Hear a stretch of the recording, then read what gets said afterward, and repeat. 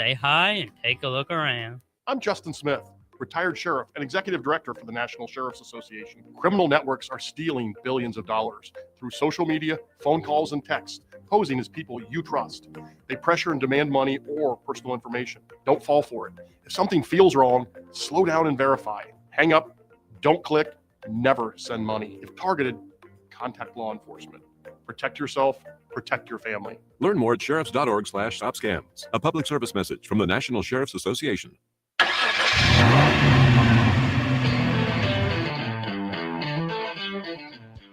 You're stepping into the fast lane on the VTRN Sports app, 93.3 FM and 1320 AM Lynchburg, or by asking Alexa or Google Home, open VTRN Sports Lynchburg. Now, take the fast lane through the topics that matter across the Commonwealth. This is the Fast Lane with Ed Lane. Trey's time away from the airwaves today in the Fast Lane was about as long as Mike Vrabel's time away from the Patriots.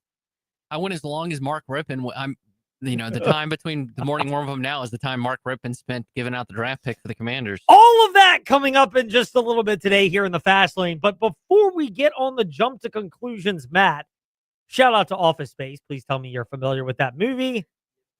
Yes, I am. You're frozen, by the way, on the stream. Oh, my goodness. It's such a joy to always be frozen. Let's see if this will work. Just putting it on a separate feed, and then we can go from there. So we're going to just try to jerry-rig this video stream because why not?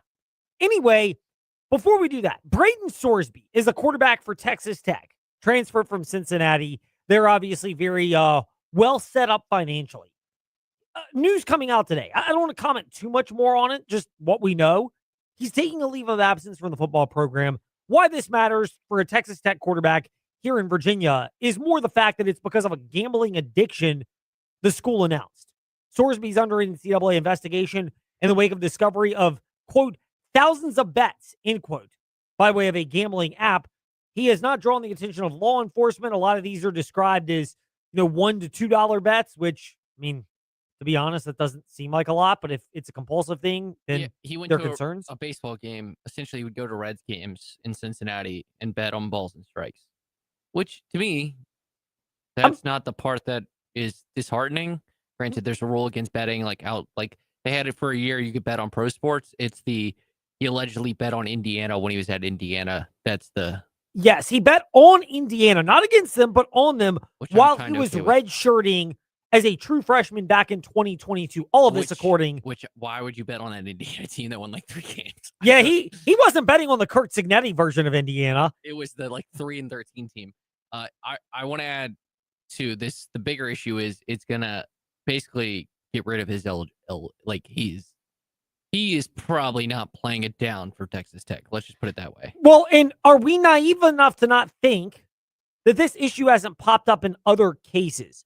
Who was the linebacker for Virginia Tech who also had the sports betting situation? And he bet on basketball. Yeah. That was I know who it is. All right. I'm going to Google I'm going to let you Google while I try to explain what happened here. So Brayton Sorsby, the quarterback for Texas Tech, bet on Indiana. Alan Tisdale. Thank you. That's where my mind goes. These things are happening elsewhere. And Alan Tisdale, unlike Brayton Sorsby, did it once, bet on an NBA game thinking it was fine, and then realized it wasn't and self-reported it.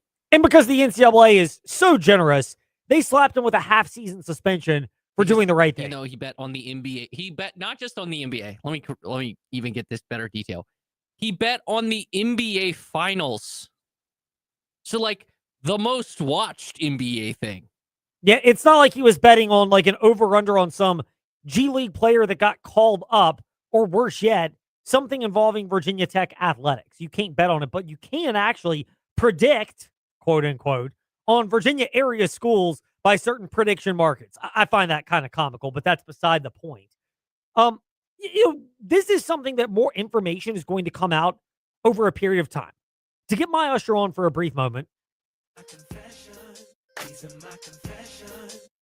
I have used certain app outlets to make predictions or bets, depending on how you want to term it and on what we're discussing as it relates to the world of sports. Hey, if a sportsbook doesn't want to offer something, but a prediction market does, maybe you should rethink how sportsbooks operate. Just saying, since you could then regulate it and then track it, much like this, and then have an ability to determine if there's problematic activity going on. This is the point of legalized sports betting. Like, I'm not saying that everybody should be betting on everything. In fact, I had a wonderful weekend from this past weekend. Won't go into everything. May or may not have predicted some certain things to happen instead of betting some certain things to happen. Wink, wink, nudge, nudge. And I've decided, because often I do this, you know what? I took a sabbatical for Lent. I'm taking another one until we get close to the French Open, and then we'll have a little bit of time with Wimbledon, and then the start of football season. And believe it or not, once football season gets going, I actually downplay it because so much attention is shifted for me personally to Jefferson Forest Cavalier football presented by TrostLaw.com. Knowing how to stop, which is a big challenge. And I do believe that's the biggest story for Braden Sorsby of Texas Tech. Not everybody knows how to pump the brakes on what's going on when it comes to sports betting. We mentioned Alan Tisdale from Virginia Tech, even though his was much more innocent, relatively speaking.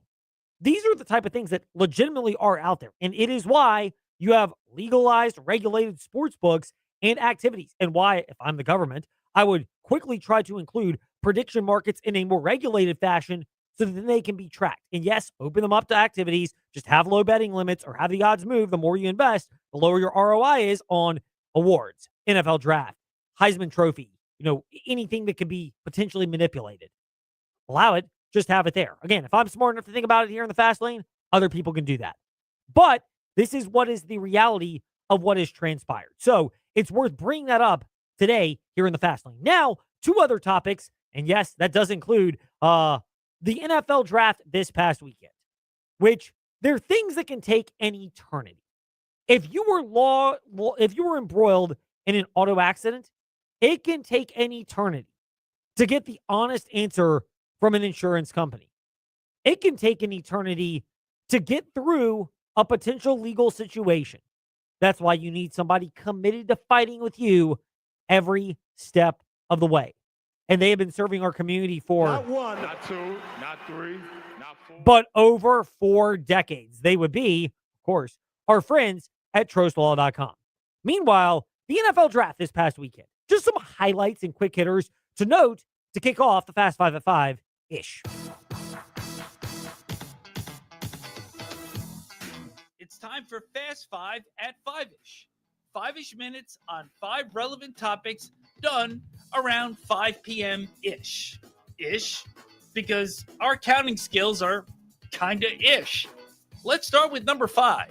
So the good, the bad, and the humorous from the NFL draft. The good. I love the fact that the NFL first round of the NFL draft was 8 minutes between picks. Years ago, it was 15. Then it was 10 minutes. Now it is 8 minutes. And they've got to work on speeding up a little bit more in terms of the progression between the announcement, but everything all being told was condensed into a 3-hour window. Let's be real here. You could do this a lot faster if you didn't make it into a made-for VTRN Sports app event. Of course, you listen to it on your home for the best play-by-play, the VTRN Sports app. 13.2 million people also tuned in and watched the NFL draft. We don't have our numbers and metrics yet. They will come out later this week. But the NFL draft generated that many people. 3rd most watched first round. Part of the reason why is they figured out a way to make this flow. I get it. Teams will complain. It's kind of like in NASCAR. Teams will complain about changes. And then the best ones will find a way to adapt and still succeed anyway because they are paid millions of dollars to find a way to adapt and succeed in spite of that. So that is the reason why this happens. Meanwhile, the not so good. Oh my goodness. We're going to just cut the music for a second here in the fast lane because we've got to get to this. How long can we even tolerate this? It was the longest pick introduction ever. Much worse than... Hey, Dallas! The last time you were in the Super Bowl, these draft picks weren't born! That was David Akers years ago. You might say that if you're a Cowboys fan. Shut up. But you'll take that to a different level with this one. Hello, Pittsburgh. How are you tonight? It's Mark Rippon. First and foremost, to an amazing, amazing town, sports town, and fans, Pittsburgh. thank you for being a great host of the 2026 draft. You guys are amazing. As much as I am into introducing our next pick, I want to say this first and foremost. Tomorrow, I get a great opportunity for you, Pittsburgh, to pass the torch to myself and my fellow crew in Washington, D.C. for next year's 2026-27 NFL Draft on the Mall in Washington, D.C. Washington, the sports capital.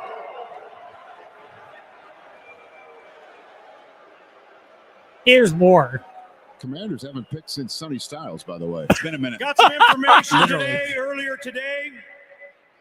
The girls' flag football became an officially sanctioned high school varsity sport in Maryland, which was already announced by paving the way, Mark Ingram. creating more access and opportunity for your female athletes across the region. Thank you, Josh Harris and the Commander organization for making this possible. It'll also be great for my granddaughters, Malaya, Merrick, and Macy Grace for their opportunities to come with them. Thank you so much for girls flag football, a high school sanctioned event in Maryland. Thank you so much. There's still more. And now it is a great honor with the 71st pick in the 2026 NFL Draft. Sonny Styles was a character person, a great football player. He's going to be one of the top football players for our organization for years to come. Dan Quinn and the Washington Commanders. I want to say we select. My favorite is Isaac. We don't go defense for this pick. We go offense. Oh, boy. Here we go. Antonio Williams, wide receiver, University of Clemson. Thank you, Pittsburgh, and good luck to all the clubs. He even got the score wrong. University of Clemson. I've never heard it called that way. I mean, my gosh. That was according to the card. It's like Jamal Adams. I'm coming into the university. He did this, by the way, Jamal Adams, to the University of LSU. Yeah, I mean. That pick, that was, Trey, that had to have been the worst of all time. Yes, it is. It's also like the clearly copied and paste. I've gotten an offer from the Virginia Tech University or University of Virginia Tech. Yeah. Which Virginia Tech University is technically correct if you look at the full name, but you could just tell, which I don't like harp on the recruits as much. You know, some fans do, because they're clearly just copy and pasting. Like they have like a draft where it says, I got an offer from blank university. And they're just copy and pasting it. At least show you care. Especially if you're like customize it. I get it. If you're like a top recruit and you have like to post like 100 of these. So, but the Mark Rippon thing just takes the absolute. My favorite part is when he took forever to actually introduce the pick. The fans started booing. I swear, they're booing Mark Rippon. Like Trey, I know you know this. Like my wife gets upset at me because I get long-winded. Shocking. Does Storm get upset at you for being long-winded at times? It is quite possible. I will say this, though. DC 27. It's not just DC. It's the mall in DC, Trey. I can't even remember all the details. He doesn't understand that there's Google out there? The first time the draft, well, I guess Philadelphia would be, but, you know, not bad. DC, and then probably get a Super Bowl in 3 years. I'll talk more about it tomorrow with Lake Lewis. Yes, you definitely will. You and Lake Lewis will have a lot of fun. Also, he gets if you want to hear a victory lap, which he'll be humble, but I will not. I will not. I have to show you something during the break that just popped on my Twitter feed that literally stopped me in my tracks. But he will have a victory lap about the Brandon Ayuk situation. I will give him yes, indeed. He definitely should. He will. He has earned and deserved his victory lap. Lake Lewis has. And we'll have one tomorrow because he has been on that, you were right, this morning for about a year. Meanwhile, there's still some more NFL draft nuggets, but unlike Mark Rippon, we need to progress with a fast five at 5-ish. Number 4. A couple of other things that were worth noting in the NFL draft. Is it just me or is it hilarious that these teams act like they've cracked the nuclear code the way that they celebrate selecting a particular player? He may not have been our first choice, but yes, we are so excited. Fist bumps, high fives, dapping it up all across the room. Sometimes I think it's legitimate. Like the Eagles when they duped Pittsburgh and got over them to pick make McCollum their first-round pick. or when Sonny Styles fell to the Washington Commanders. But there are other times like the Detroit Lions picking Blake Miller. Like, he wasn't even their first choice. That seemed like it was Caden Proctor. Everyone knew that. That's why the Dolphins felt like they had to select him early in the draft. Couldn't wait. Like, I mean, what are we doing?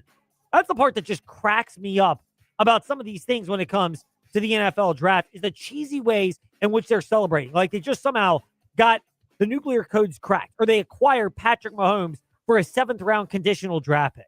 By the way, speaking of the NFL draft, I think the NFC East actually had a really good selection of draft picks. The most comical part to this, by the way, is not Mark Rippon, who went on like Sonny Randall did. I don't know if you remember Sonny Randall, RIP, but he used to do these 1-minute fast takes, and they were the most atrocious things. Like, they offered no substance. He just droned on, and one of them would be like 38 seconds. The other would be like a minute and 20. And if you tried to edit it down into a minute, he'd get really offended. True story. He's not here to defend himself, but I had to deal with it. So we're airing out some dirty laundry because, And guess what? We keep receipts. for a while.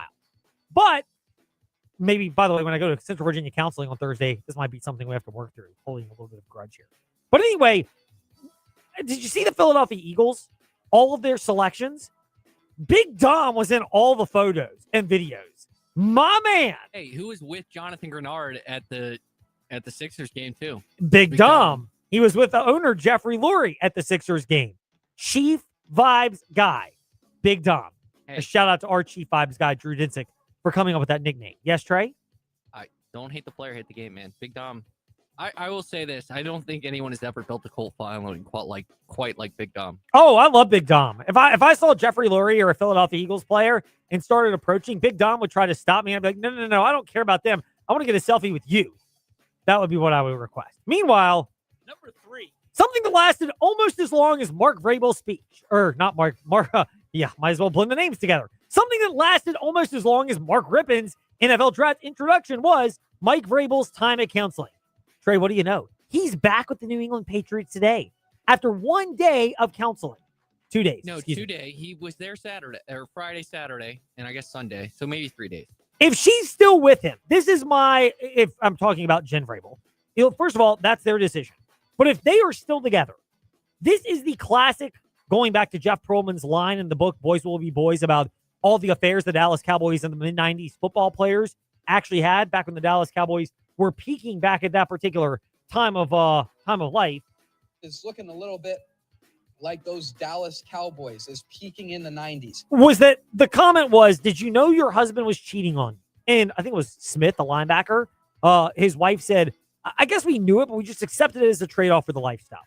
That is essentially what I would presume Jen Vrabel is doing if she does not divorce Mike Vrabel. It's their own business, but it's not like this was a one-time slip-up, as all the media outlets are clearly indicating. But, hey, to each his or her own.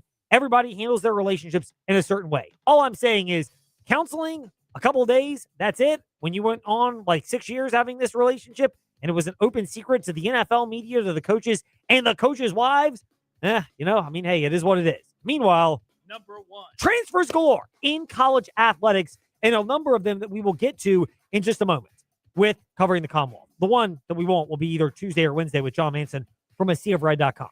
6'5" Division II guard Matthew Shelton from Charleston, committing to Liberty. Averaged 12.5 points and 4 rebounds per game, 34% three-point shooter. I will just go to the Richie McKay we trust. Going to be bigger at guard? Is this more just for defense, or is this also for offense?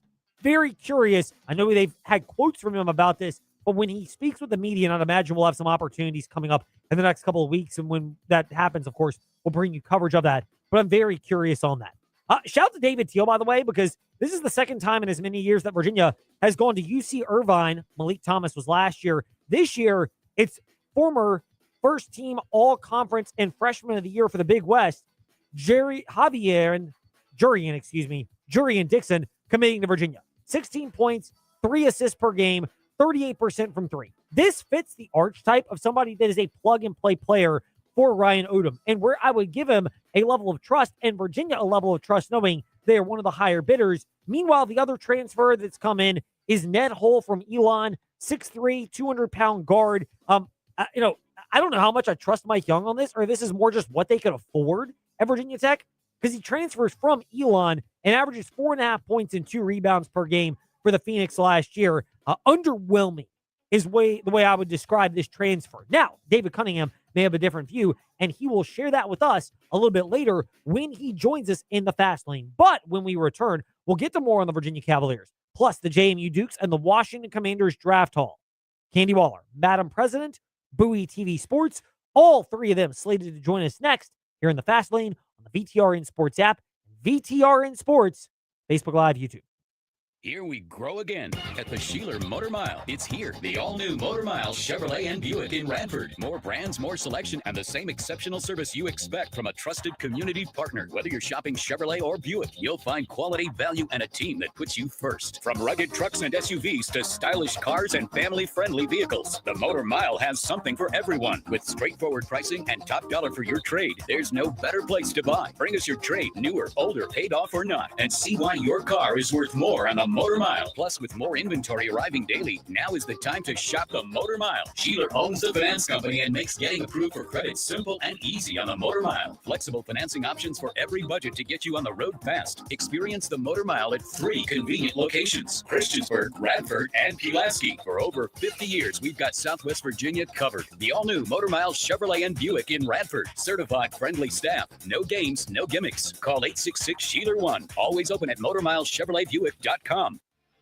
You walk into a repair shop, hear the price of their estimate, realize they'll take an eternity to get to you, and go, uh-oh, better get Mako. At Mako of Lynchburg, they're certified to do repairs on any type of car and for any insurance company, because they ultimately answer to you. They'll process through insurance companies or help you pay out of pocket. They don't get better prices to insurance companies than they would for you, because at Mako, it's all about being honest with you. So if your car needs collision repair or paint, go, uh-oh, better get Mako on Kemper Street in Lynchburg.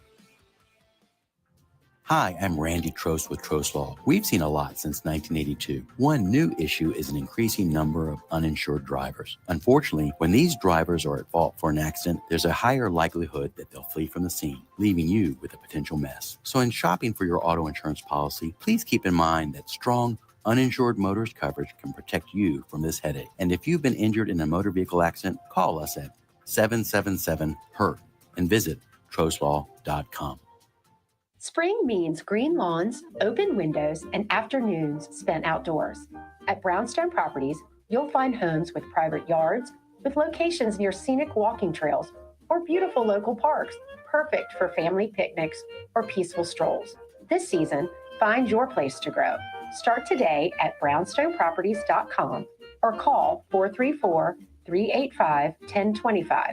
Brownstone Properties, where home is at the heart of everything we do. If you own a diesel truck or diesel fleet, it's time to go wicked and get serviced for the spring. And when you go wicked, take 25% off your service request for a limited time. Wicked Diesel in Bedford will allow 25% off a transmission flush, coolant flush, oil change, differential service, or AC service. Your choice. Just tell Josh you want that 25% off service special. Download the coupon at wickeddieselva.com. Need diesel repair? Go wicked.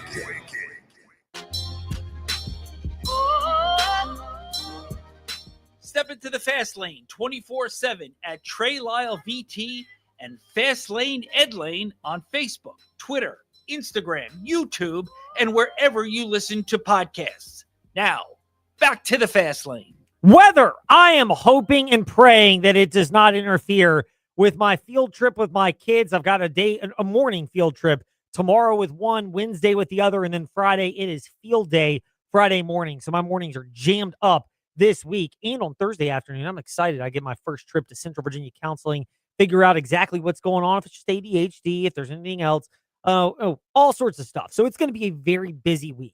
I chose to do this, by the way. I'm really excited. I was going to make a joke, but, it's good to go to therapy, so I'm not going to. I mean, look, you've done it before. I've done it before. Like, we are proud to say that we've gone before because we are about being the best version of yourself. But the reason for bringing that up, and we'll get to this as it relates to sports in just a moment, is the JMU football game for the spring game this past weekend. Inclement weather prevented people from seeing everything they could out of the spring game debut for Billy Napier and the Dukes. What was the impact on that? Find out right now in...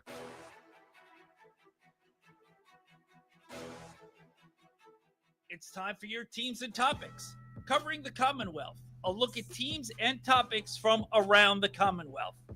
Let's start with the JMU Dukes. Shane _ DNR Sports and DNRonline.com. Those are the places to keep up with Shane Metlin of DNRonline.com, who was generous enough to make some time for us today in the fast lane. Shane, first of all, spring game, it was cut short because of inclement weather this past Saturday. Was that a convenient excuse, or was that a legitimate reason for JMU and just left the fans that were at Bridgeport Stadium disappointed? Well, it was a legitimate excuse, but at the same time, I think, we may have cracked a few jokes in the press box about how coaches don't really want to play this game anymore. Anyway, I don't know about Billy Napier where he stands, but there's a lot of coaches who would rather not have a spring game because, you're just putting stuff out there on tape for everybody else to look at. But, yeah, so I think it was a legitimate excuse. There was a lot of lightning. It was going to be a long delay before they ever got on the field. But it's also, how badly do you want to play? How badly do you want to wait it out? I don't think anybody really wanted to wait it out that badly, other than maybe people who came from 2 or 3 hours away to watch it. Is there anything reasonable that you or Katie Harper or anyone else have been able to take away that you couldn't take away in greater detail from what you were able to view, even if you can't get into specifics, from spring practices? I mean, J.C. Evans threw a deep pass, and that's a guy he's played a little bit of quarterback for JMU in his couple of years there, but didn't get to throw the ball very much. They put him in kind of if people are old enough to remember Tim Tebow when he was a freshman and he was kind of the running quarterback with the big size. That's been his role at JMU in the last couple of years, and he went out and threw a 50-yard pass down the field in one of the very few plays that was actually run in the game. Shane Metlin with us here in the fast lane. Shane _ DNR Sports. He is stopping by with us here in the fast lane. We've touched on the spring game for JMU. Shane, this is where I get to turn it over to you because you've got the great pieces up at DNRonline.com about the Madison Promise and the campus master plan. Because I can't succinctly speak into all this the way that you can. What are the key things to note and how this affects JMU Duke's athletics? Well, the master plan, the big thing is going to be that, it's just another step forward into eventually expanding Bridgeport Stadium, getting that capacity up over 30,000, probably maybe in the 35,000 range, adding more premium seats. And then another thing that goes along with that is a district, kind of a mixed use district around the stadium. We're seeing that other places, Tennessee, Kansas. A lot of places are trying to maximize their revenue with their real estate around their campus. And the plan for JMU is you're going to have maybe another hotel on campus. You're going to have a lot of housing. They want to house a lot more students. And if that is in the form of maybe a apartment complex or something that's owned by or partially run by the athletic department, and that's revenue that goes into the athletic department. Not to mention people just, being around, spending more money on campus. So that's probably the big takeaway athletically for that. So are these plans, and there's more detail on the JMU Madison plan and the master plans from Shane Metlin at DNRonline.com. Are these plans also designed with revenue generation, with expanding Bridgeport Stadium, with the goal of, I think JMU's kind of in the Liberty class. They're probably not going to the Super League if it happens, but going to the next iteration of that and being secure in a really strong spot relative to where they were and have been. Yeah, they definitely want to position themselves well to be whatever the top level of football is. I say that, if it is a Super League that, breaks away and is basically the SEC and the Big Ten, that they're not going to be part of that. But I think they want to be with the ACC teams that are left behind, or the Big 12 or the American Conference teams that are left behind. You don't want to end up falling down into what, is essentially FCS level again when you work so hard to get out of there. Shane Metlin with us here in the fast lane. He is at DNRonline.com. Shane _ DNR Sports. We are at Fast Lane, Ed Lane, Facebook, Twitter, Instagram, however you listen to podcasts. And Trey is at TreyLawVT for updates as well in the morning warm-up and his own thoughts. Final one for you.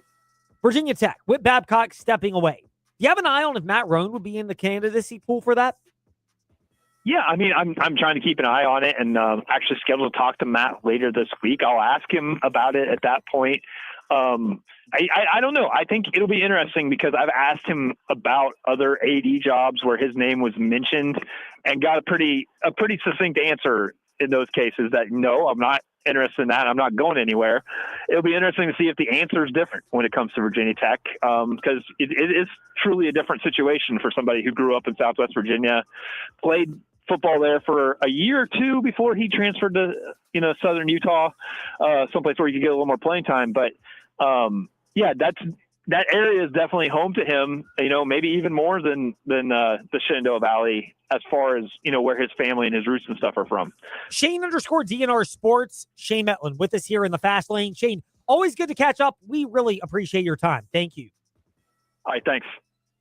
Now to UVA. With JerryRatcliffe.com founder and contributor, Jerry Hootie Ratcliffe. Hootie, great to be speaking with you today. It snuck in, but we got it into the Fast Lane today. This was not a 6 p.m. news dump, thankfully. That is the addition of Jurian Dixon, the second UC Irvine Anteater in 2 years to come to the Virginia Cavaliers. David Teal pointed this out, but I'm sure you did as well with some of your research. It's the second time this has happened. There is the connection to Ryan Odom's Hampton-Sydney graduate colleague Russell Turney for this as well. How much does a relationship play in to the fact that, look, if guys are entering the portal, then Ryan Odom seems like he's wise to lean on those to get background on whether a player fits the program?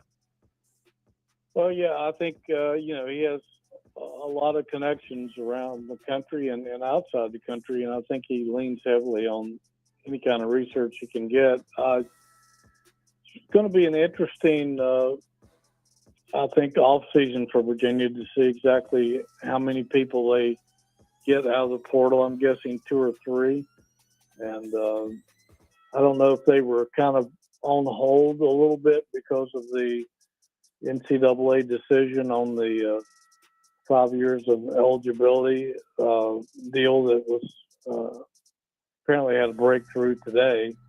I guess a lot of people were up in the air as to whether some of last year's guys would still be eligible this coming year, and obviously they're not going to be. So I guess that frees up the portal even more now to go out and find people to shore up your team. What other areas do you anticipate Ryan Odom and the Who's targeting as far as where they'd like to add a piece?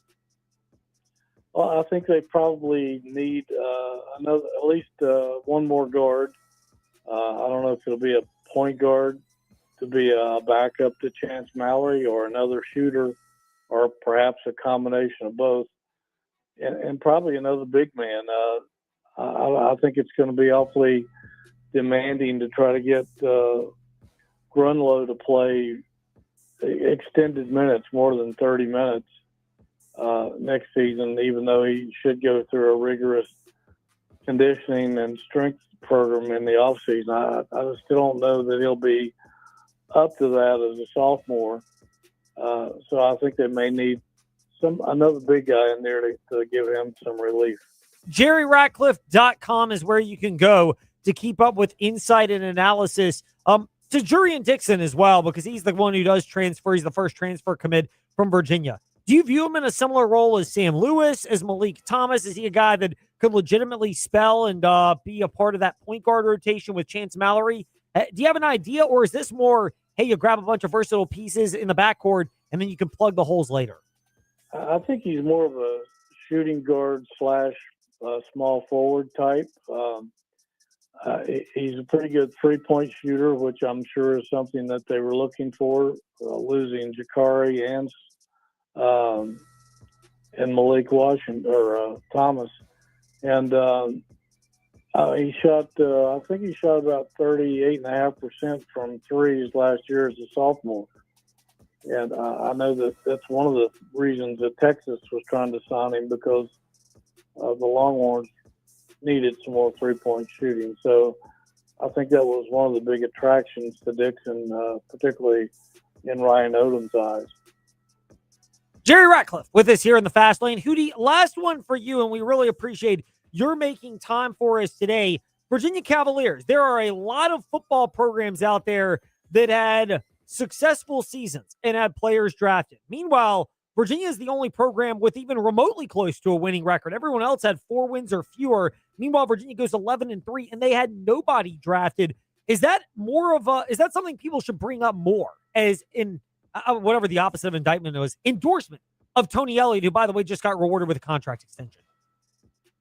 I'm kind of puzzled by that, Ed, to tell you the truth. I mean, they had 10 guys that signed undrafted free agent deals. Some of those guys are good enough to make rosters, I think. So I don't know. I don't pretend to be an expert on the NFL draft and how, what exactly they're looking for, but I'm really shocked that somebody didn't draft Jamari Taylor because he's going to make somebody's roster, and I'm puzzled by that. I don't quite understand it myself. JerryRatcliffe.com founder Jerry Hootie Ratcliffe. Hootie, great to be chatting with you. We are grateful for your time as always, and really appreciate you. Glad to be with you, Ed. Thank you, brother. Now to just for you haters. Left hand up the Commanders. Washington Commanders reporter and our boots on the ground from the NFL draft, Candy Waller, with us here in the Fast Lane. Bowie TV Sports president and generous enough to stop by with us. Seawall, first of all, I hope and pray that you've been able to relax and catch your breath. I have. It's slowly but surely, but I have. Thank you. For a team that lacked a second and a fourth round pick, the Washington Commanders, how would you grade what they were able to do? And you don't have to put a letter grade on this, but how would you characterize what they were able to do to maximize their resources? I think they did I think they did good. I really think they had a solid draft. If we all remember, I had to remind myself, last year they only had 5 picks. Last year they only had 5. This year they had 6. So I said, okay, maybe sneakily they had some practice already, that they can be, kind of get more bang for your buck here, if you will. And I think they did do that. They covered some of the areas where they still needed some help, right? They did draft a center, which is good. It looks like, they drafted another wide receiver. Of course, they're always another running back later in the draft like they did last year. And so I think they definitely covered some bases there. Of the picks outside of Sonny Styles, which means the Friday and Saturday picks after we spoke Friday, Washington Commanders ended up making 5 selections. Which one's your favorite and why? Well, I really, felt like what are the Commanders going to do at center? And so they did get the center from Michigan State. I think it was Matt Gilpin. And I really thought that it was a solid pick. I know some folks are like, you picked the center? Well, yes, I picked the center because with Jaden Daniels going under center more this season, they've been consistent in that messaging. That's an area, yes, Nick Allegretti can play center. Of course, we heard last year that there were some moments in practice that Brandon Coleman took some more snaps at center, but they still needed to draft a center, and they did. I think this is a great pickup, and this young man has an opportunity to compete for the starting position. Seawall, last one for you. My favorite of their selections is Antonio Williams, the wide receiver from Clemson, who we finally got to hear his name announced after Mark Rippon took 2.5 minutes to get us to that particular point. But comment, first of all, the Mark Rippon part. Have you ever heard somebody introduce a player and it take that long? I will say that you're not alone at all in that, Ed. I certainly was trying to figure out what was going so long, but hey, he was there and it gave everyone in his family a shout out. But it was a long time before he announced that pick. It definitely was. It was like 2.5 minutes. I mean, I couldn't fit it into a social media take that quickly. We couldn't put it on Rewind 1039 because there's never more than 90 seconds of commercials there. Our sister station. We're joking about that though. Antonio Williams, does he fit the profile, which is none of these receivers for the Commanders, I think, are wowing you in one area. Dynamic speed, super size, and strength. But it seems like they are all pluses in almost every single category, and so they can be used as versatile pieces interchangeably.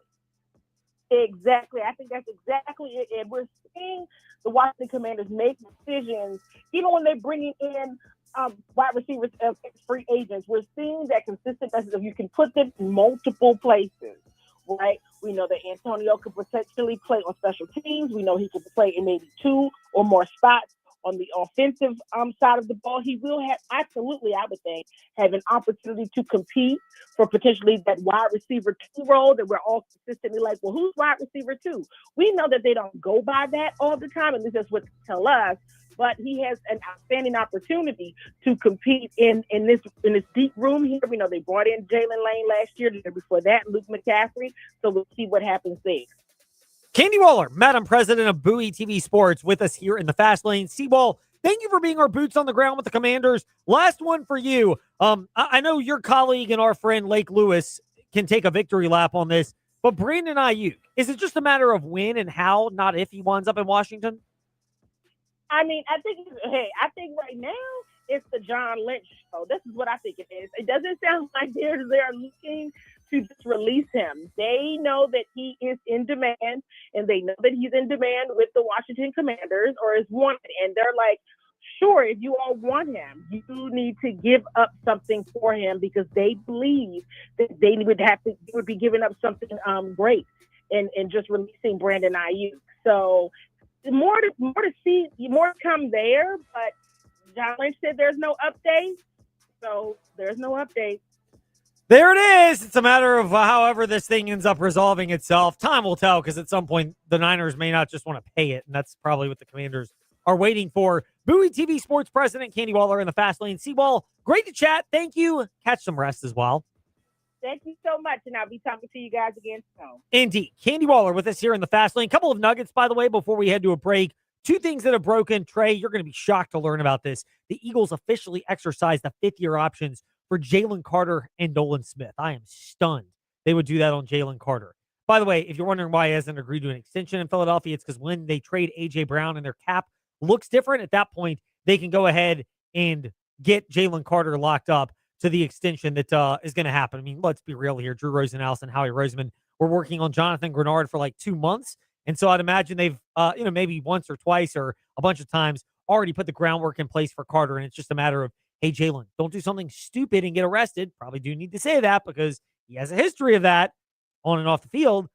But if that happens, he's okay. The other nugget, by the way, Conference USA and Louisiana Tech officially reaching a settlement. So I would imagine if we don't speak, by the time we speak with John Manson from AseerofRed.com later this week, if there's not a schedule for Liberty football by that point, then I'd imagine we'll have one in the very near future, and then an official one on the JMU Dukes as well. I wanted to see Louisiana Tech play 20 games this season. I thought that'd be fascinating. I would definitely have taken the under on their win total. And now, guess what, Liberty? You don't have to play Louisiana Tech. Congratulations. Ruston, Louisiana will have to wait for another team, but not the Liberty Flames. Meanwhile, part 2 of covering the Commonwealth when we return. Talladega Boulevard. Did he survive? We'll find out if we can connect with Michael Massey of FrontStretch.com. Plus, Hillcats, an exciting weekend of them. $1 in the jar, Fred Lane. Hill City Howlers. I do need to put the $1 in the jar. As well as, what's the other one? Oh, yeah. Virginia Tech. Additions, leadership changes, all that and more when we return here in the Fast Lane.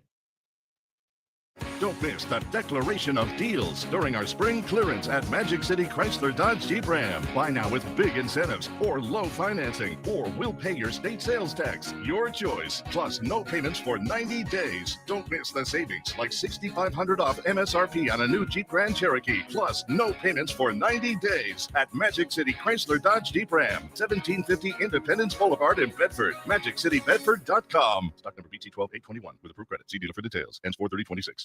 Hi, Gary the Third here, and I'm excited to say spring has arrived at Gary's Garden Center with great plants and a great selection. Gary's has seasonal color flowers along with vegetables, 60-plus varieties of herbs, perennial flowers, and much more. With friendly service and great advice, we are always happy to answer your questions. Visit Gary's Garden Center at 794 Leesville Road for all your lawn and garden needs. Stop by, say hi, and take a look around. Midday hunger hitting you hard? Swing by Macadoo's for our $8.95 weekday lunch specials. Whether you're craving a classic crunch or something fresh, we've got you covered. Chicken tender basket featuring crispy golden tenders served with fries. The Macadoo's Chef Salad, a healthy, loaded favorite that will hit the spot. Hit back against your lunchtime hunger at Macadoo's with eats that won't break the bank. It's time to share great food and fun. Just to be there the only one. Just to be there at Macadoo's. We'll see you at the Do's. Whether you're facing a tough season or looking for support to overcome life's obstacles, Central Virginia Counseling is here for you. Central Virginia Counseling is accepting new clients at both Lynchburg locations on Wigington Road and Timberlake Road. And telehealth is available anywhere in Virginia. Serving children, teens, and adults, our counselors are equipped with diverse skill sets to help you on your journey. For more information, visit us at centralvirginiacounseling.com. Every Saturday night, after the Hill City Howlers play ball at City Stadium, the best fireworks in the region light up the Lynchburg sky. It's the perfect way to end a perfect night. Baseball, family, and a show you won't forget. Get your tickets now at hchowlers.com. That's hchowlers.com. Howl out loud.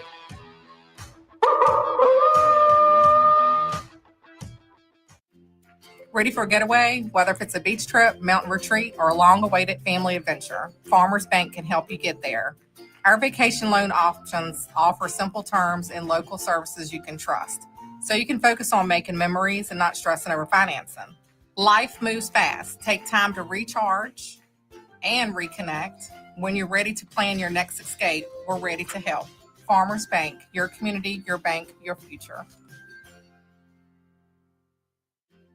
When you walk into Haley's, you see the size and selection of a big box store. Over 19,000 square feet of appliances and mattresses. Leading appliances like KitchenAid, Whirlpool, Maytag, Genair, Speed Queen, GE, and Monogram. And mattresses like Sealy, Serta, and Tempur-Pedic. So what's the difference? A family, locally owned business. And a staff committed to servicing you over the entire life of the product. That means before, during, and well after your purchase. Visit Haley's today, just off Ward Road in Lynchburg. Haley's, quality that counts.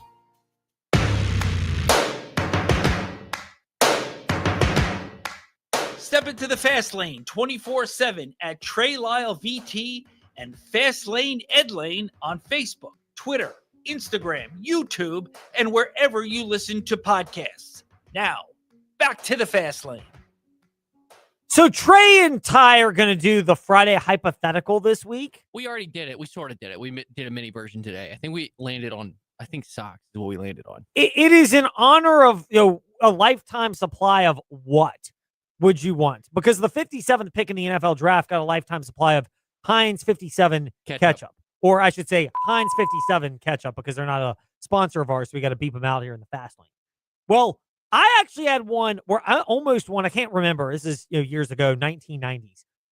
Years or a lifetime supply of Pepsi, because if the Hickory we lived in Hickory for 3 years.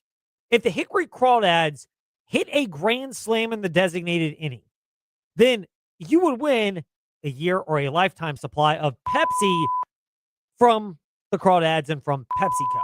Beeping them out, not a sponsor of ours. And the Crawdads, wouldn't you know this, loaded up the bases. And Carlos Lee, who went on to have a pretty good major league career with the Houston Astros and the Chicago White Sox. The Crawdads were a White Sox affiliate at the time. Blasts a ball to deep right field. No joke. Back at the track, at the wall, bangs off the top of the wall about a foot from going over the wall, getting the grand slam and getting the lifetime supply. And because it banged off the top of the wall, it was bases clearing, and it never was meant to be. The closest bullet you could have imagined that could have been dodged by Pepsi and almost won a lifetime supply. But good news, payback was dished out to the Hickory Crawdads in the form of revenge from what happened this weekend, and we will fill you in right now in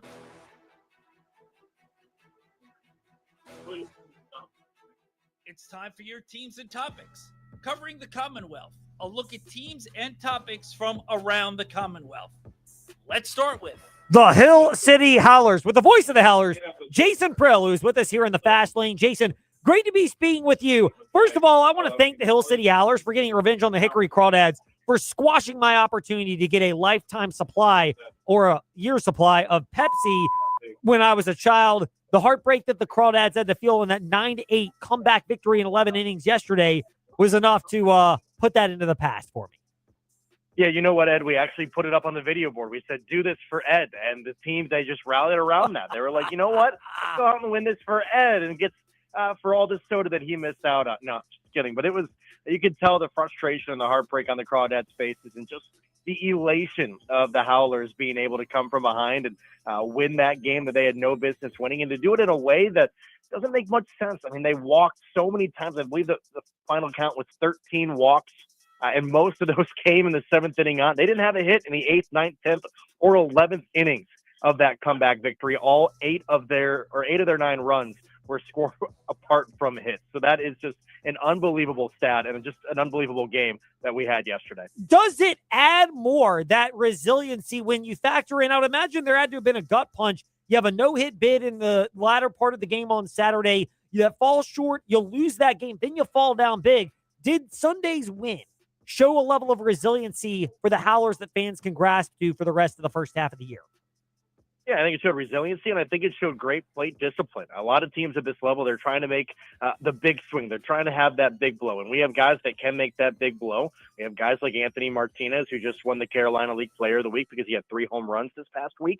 We have guys like Robert Arias who can put a jolt into a ball. So we got guys with some pop, but they didn't need to do that. They just had to be patient and let what the pitcher was giving to come to them, and they took advantage of that, and they showed that, hey, we don't have to play big ball every single time. We can play small ball, we can play a walk, and we can still win this game. And so that is, I think, encouraging for everybody, that no matter how far this team is down, they're not going to change their approach to the plate. They're going to take what the pitcher is giving them and use that to their advantage. If there's one concern that seems like it is, I wouldn't say it's all season, but it seems like it's kind of bucked its ugly head over this last homestand, is what happens in the latter part of the game, particularly with pitching.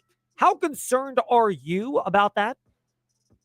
Yeah, I'm a little concerned right now, but you have a lot of young arms out of the bullpen. There are a couple guys right now who are extremely solid. You think about a guy like Miguel Flores, who has been outstanding and electric. Angel Perez has been really sharp.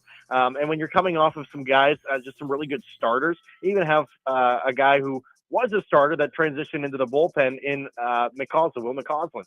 So you have guys in the pen that are really sharp, really solid. But then you have some other guys that are still taking the time to figure it out. You have to remember, a lot of these guys in the bullpen, a lot of these guys in the pitching staff are 19, 20, 21 years old, and they're going through all of life's struggles and trying to adjust to a new environment while trying to play the game of baseball. So there's a lot on their plate. There's a lot of stress. There's a lot of pressure. They'll figure it out. They'll get it all straightened away. And if there's one thing I know about our pitching coach, Kevin Arminio, is he knows how to develop pitching. And so I do not doubt one bit in my mind that over the next month or so, that bullpen is going to be righting the ship. Jason Pearl with us here in the Fast Lane. He's at JazzPearl19. They are at hchowlers.com or HC Howlers on the social medias. We're at Fast Lane, Ed Lane on all of ours. Jason, thank you for your time in the Fast Lane. We greatly appreciate it. Absolutely. Anytime, Ed. Now to NASCAR with Michael Massey of FrontStretch.com, who's with us here in the Fast Lane. Massey, a great article from your colleague Dalton Hopkins at FrontStretch.com over the weekend about drivers and not commenting a whole lot on Talladega Boulevard. Would you care to throw your colleague Dalton Hopkins under the bus for anything you witnessed, at least from his doing, on Talladega Boulevard? Hey, Ed. See, there's a real problem with that, because if I throw him under the bus, then he might in turn throw me under the bus the next time you have him on. So I'm not sure if I need to poke that bear or not. But I'll just say that he and I slept in the campground Saturday night at Talladega. First time I've ever done that. Same for him, I'm sure. And that made the whole experience even better, because you don't have to worry about driving to Birmingham or Atlanta, wherever the closest hotels are. Being there at the track, you have your fun, and then you just crawl up in a hole there in a camper, and that's your night. So, yeah, the Boulevard fun was had. Things were seen. And that'll be the extent of the details. I'm following in line with the NASCAR drivers on this one, being PR trained, I guess. It really is just so disappointing that we didn't get much more out of Michael Massey of FrontStretch.com than anything about that today in the Fast Lane. Was this win, though, from Carson Hocevar something that NASCAR can legitimately use to vault forward, or does it come with the proverbial asterisk of it happened on a tapered spacer plate track and you need to see it somewhere else more? Well, I think both things can be correct. I think it's a big moment for NASCAR in the celebration. It drew, I was listening to the Athletics teardown, Jeff Buck, Jordan Bianchi for that. They were comparing it to Earnhardt noises when Earnhardt won, how loud the crowd would get, and that's kind of how loud it was for Carson Hocevar after he won. He's just the other thing I've heard is that his personality more matches the fans than the other drivers. So it is really, it's a big moment for him to win this race. But yes, he does need to keep winning. And, in order to, it can't just be a one-time thing, and that's going to create a bunch of new fans. We saw that with Ross Chastain a few years ago. Since he's cooled off, his whole hype has kind of cooled off as well. But I do feel like Host of Ours, it's going to be the first of many. It kind of feels like the comparison I'm drawing to is Jeff Gordon, where they used strategy to win his first race, the Colt 600. But so that you could say it wasn't like a legit win because of criteria, but then he goes on to just kick butt for the next 20 years. I could see this being the same thing with Hocevar. I very much believe a star was born in NASCAR yesterday. A star that will only be overshadowed by Ty Gibbs, who managed to be involved in a wreck and then a wreck of his own doing yesterday, which is just sorely disappointing as Trey gets a proverbial middle finger from me for clapping. Oh, I was going to say, I was clapping, sir. Do not try to get me in trouble. I am not. Meanwhile, Michael Massey. Meanwhile, speaking of, for NASCAR, are they in trouble or is this a good thing? Jim France relinquishing his role as CEO and being replaced by NASCAR president Steve O'Donnell, although we'll kind of stay in the family with Ben Kennedy, who's part of the France family by marriage, being promoted to COO. I think it's a good move. I'm shocked it didn't happen during the off season when Steve Phelps was let go, stepped down, however you want to term it. That it became clear during that trial with 2311 and Front Row Motorsports that it seemed like the guys in leadership positions, such as Steve O'Donnell and NASCAR, wanted to do good things for the sport, but were being handcuffed by Jim France. So now that Jim is gone and Steve has power, I think we could see some good stuff from it. The other thing, you barely ever saw Jim France at the racetrack. I mean, you saw him at the Daytona 500 this year with congratulating Michael Jordan, 2311, Tyler Reddick. You saw him a few other times here and there, but he was very much behind the scenes guy. Steve O'Donnell was there in the media center afterwards. He's made some podcast appearances.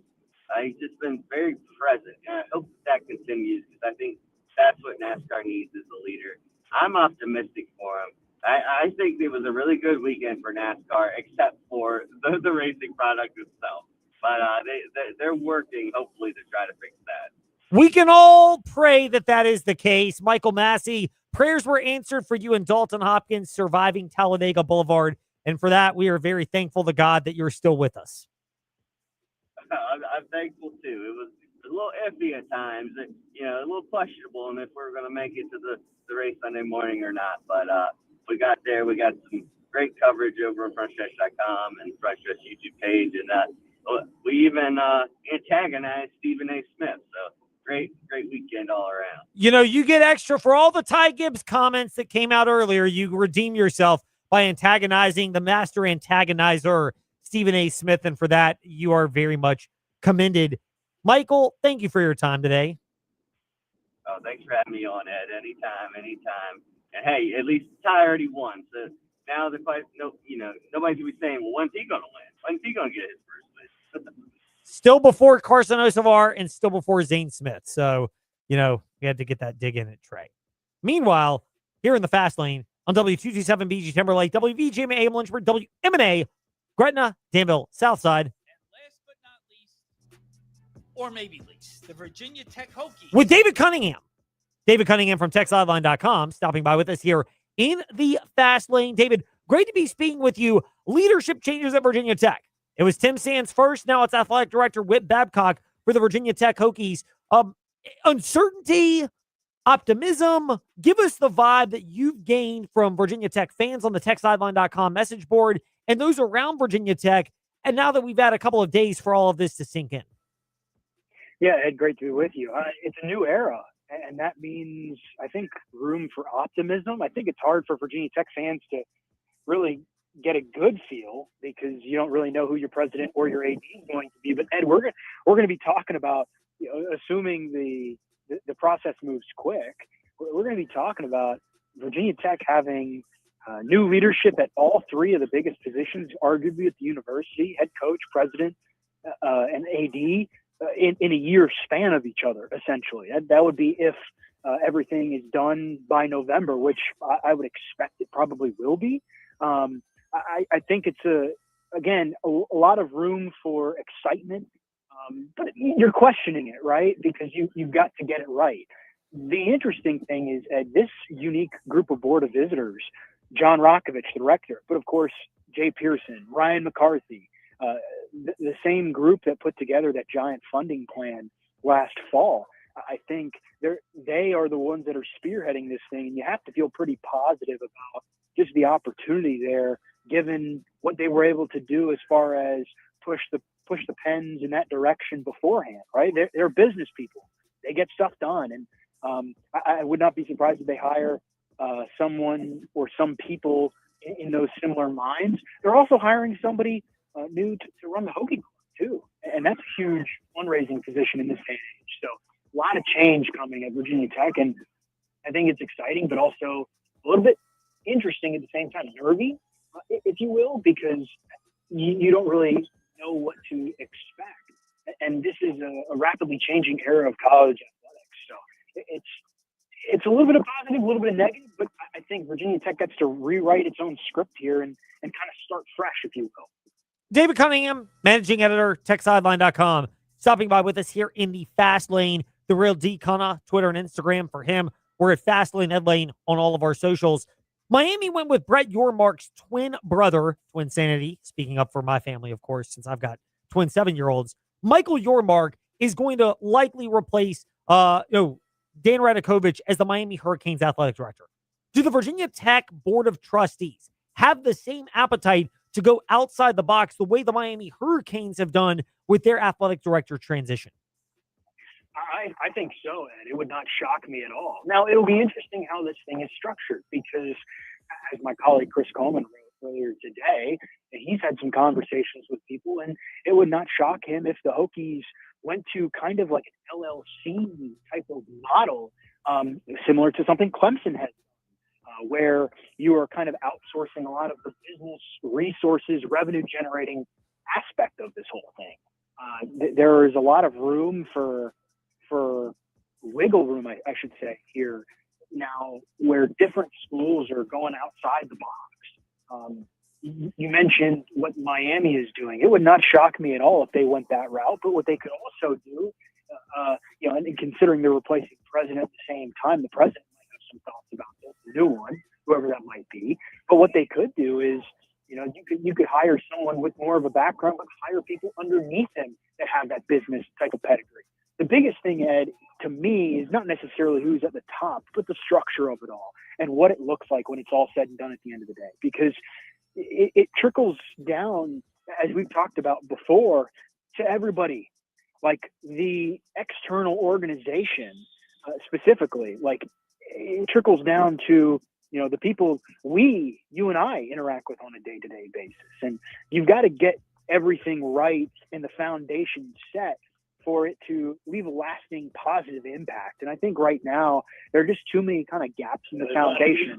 So I think Virginia Tech has an opportunity to go do something really unique here. But you've got a board of visitors that thinks really business minded, and I could totally see them doing just that.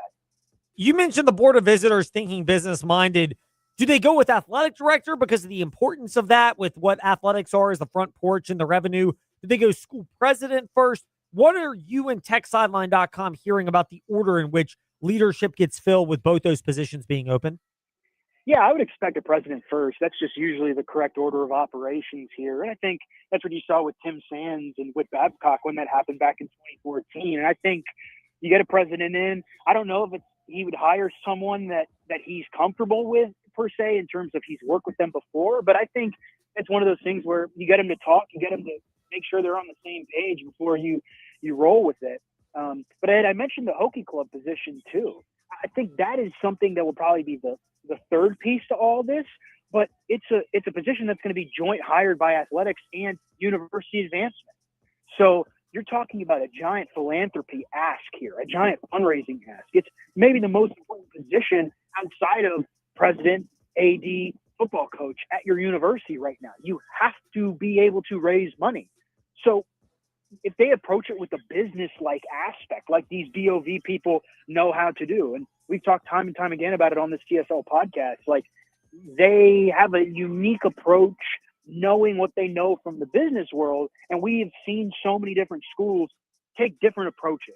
And I would expect the president to be hired first, then you probably hire the AD, then they hire the head of the Hockey Club. That's going to be, again, a joint effort with university advancement. But what that structure looks like, and also who is filled in below them, you can kind of pick your poison a little bit. You can go a bunch of different ways, and it's all going to be connected. That's the big thing. And Virginia Tech has to get these hires right. Has to. Because in this era, and we've talked about it before, who knows when the next round of conference realignment is going to come up, right? But you also have to make sure your football program is in the right spot. You've got that with James Franklin as of now, but it's all connected, and it's all continuing to be moving parts across the board. So it's a tall ask. And I tell you what, this Board of Visitors, maybe some of the most important group of individuals on that panel we've had in a very long time at Virginia Tech, because in a lot of ways they're deciding the future of this university for the next decade to come. There are things that are within everybody's pay grade, like a subscription to TechSideline.com, $12 a month, $120 a year. That is like filling up your car. I mean, literally, it's that cheap. Car filling up, expensive. TechSideline.com for an entire year. Super easy and very affordable, and the best insight you'll find. Meanwhile, bigger budget decisions are this leadership structure at Virginia Tech. James Franklin has a lot of power, and he is a financially compensated head coach that will continue to be well compensated. Will he have a say in either of these decisions, school president or athletic director? I mean, I think he will certainly be consulted, Ed. You do not want to hire someone that James Franklin does not get along with. But again, I mean, I think he's probably the most important person in Virginia Tech athletics right now. And we joked about it on the podcast the other day. Who will James Franklin answer to? I think that's a hilarious question, because in reality, it's probably answers to the Board of Visitors. He's got Jay Pearson probably on speed dial, from my understanding. They talk all the time, and I think you have to have that good relationship. My guess is James Franklin will have a say in all of it. Not like he will be the one making the final decision, but I think you want to make sure that there is, to use a very frequently used word, alignment. You want to make sure that there's alignment between James Franklin and the person raising the money for his program, among others, and the AD and the president. Not that James Franklin's going to go pick them all, but especially in the athletics realm, I think he's going to have a pretty big say, because you want to make sure that he, obviously the most important person in the athletics realm, is going to get along with the other two most important people, the AD and the head of the Hockey Club. So I'm interested to see how it all shakes out, Ed. And again, as we've continued to talk about, go back to what Jay Pearson said at that Board of Visitors meeting. Speed is of the essence. It would not shock me at all to see a president hire between now and the beginning of July. And then I would expect the AD and the Hockey Club to follow, but it could be faster than that. You never know. Hokies have a pretty good head start, I think, given how early Tim Sands, ahead of his expected retirement next year in an expired contract. I think they've got a pretty good heads up and good runway into this. And replacing both positions at the same time, president and AD, it can be a little bit tricky. But as long as you're on the same page and heading in the same direction, I think it can work. It can always work at TechSideline.com, and your subscription can work for you by being the smartest fan at the tailgate and knowing exactly what's going on with the Hokies. TechSideline.com, subscriptions are well worth it. David, we appreciate your time in the fast lane. We can touch on spring sports and portal editions for basketball at another time, but this was important stuff, and we are grateful and thankful you were generous enough to share it with us today here in the fast lane. Much appreciated. Talk to you soon. David Cunningham, TechSideline.com, with us here in the Fast Lane. That does it for us today. Trey can exhale. He can get out of here. We will get it on to Freddie and Harry already in progress. And then tomorrow, baseball, short show because of baseball and some NBA playoffs. Wednesday, NHL playoffs. So much to come here in the Fast Lane and on the VTRN Sports app. And as that smart speaker, open VTRN Sports. Co-host of The Drive on 104.3 in Denver. Hit him on social at